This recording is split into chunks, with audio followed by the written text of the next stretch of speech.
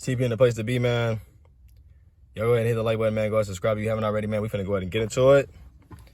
So, today, they pretty much arrested a man who said that, committed the crime in American Takeoff, man, ending his life. So, we finna go ahead and get into it. Without further news, the man who was charged, his name is Patrick Xavier Clark. A lot of people were doing a lot of dissecting of the situation as soon as it happened. And I mean, nobody threw his name out there. Nobody knew who he was. I mean, nobody even said him as a suspect. So I'm only saying that to say sometimes, as even people who watching the videos who trying to just pay attention to what's going on, sometimes you got to understand that people like us are just dissecting all the information that we have. And sometimes that might be the same information that y'all have. So, before y'all think we're going to solve all these situations, or before y'all think a lot of bloggers are going to solve everything and figure it all out, understand that is the job of the police and the detectives in Houston County. So, my opinion, it only proves that sometimes you can't listen to the blogs. You got to just kind of pay attention, understand that the news and the media are going to drop the information, as they get more information. The police department's not going to tell us everything that they know at the time they tell us that. So, you know what I mean? We always got to analyze that as it comes. So, as he's the first person who was arrested in the case, everybody thinking Lil Cam did it at first. People was blaming Migo Bands, but it's got to be the one who got caught up for it. I mean, it's just like threw everybody for a loop.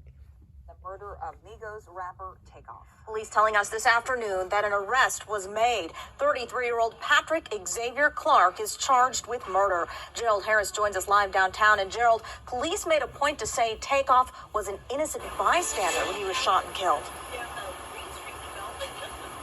Yeah, there wasn't a lot police could share about the arrest, as it's still very much an ongoing investigation, and HPD still has a lot of people they need to hear from. Takeoff was shot and killed at a downtown Houston bowling alley on November 1st, where there was an argument and a lucrative dice game taking place. Police say there were dozens of people there when it happened, but many left without providing a statement. The alleged shooter, Patrick Xavier Clark, was arrested yesterday evening on the east side of Houston. Police say Takeoff was an innocent bystander in the wrong place at the wrong time and was not involved in either the dice game or the argument.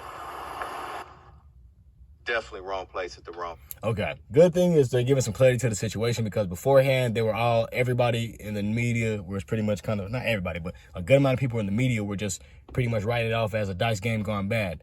And then the evidence came out that pretty much wasn't no dice game going on. We didn't see a few folks on the floor, folks standing up. We didn't see no money on the ground, nothing like that. We just saw people arguing. So, we concluded that it wasn't out of the dice game. So I'm glad that the Houston PD is going ahead and saying that information, so they're not leaving a sour taste on everybody's mouth with misinformation. Wrong time. Just not a whole lot of details. The main thing right now, he's in custody. He's arrested and he's charged for this murder.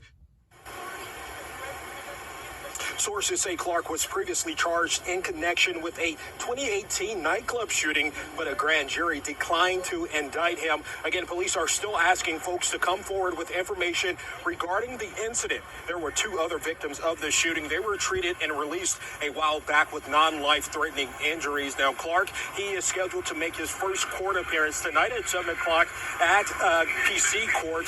Takeoff was just 28 years old on the day of his murder. In downtown Houston, Gerald Harris, KHOU 11 News. Yeah, dozens of.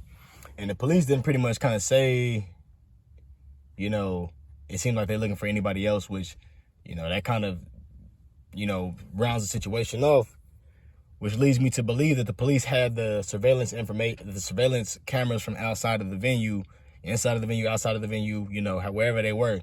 They got the surveillance footage and was able to charge the man who they saw in the footage. Versus, trying to get all the witnesses to say certain things. Pretty sure it was easier for them to just go ahead, look at the footage back to back, probably have it looped, look at all the people who were there, match up who was wearing what at what time, or who was wearing what earlier on in the night, and then they were able to kind of just figure out who did it, versus having to listen to everybody who was going describing like this and describing like that. That could have gave them more directions to run in that might have been the wrong direction. So, it seemed like they kind of got the situation, kind of figured out. Whether this guy was the man who pulled the trigger or not, we don't necessarily know that information, but they did charge him. So it could have been the fact that he did send the first shot, or he was the one who did send that fatal shot to Takeoff.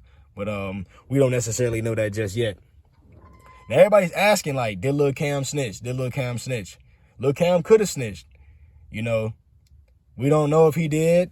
He was in a press conference the day before it happened on Wednesday, and then they seemed like they picked bro up yesterday.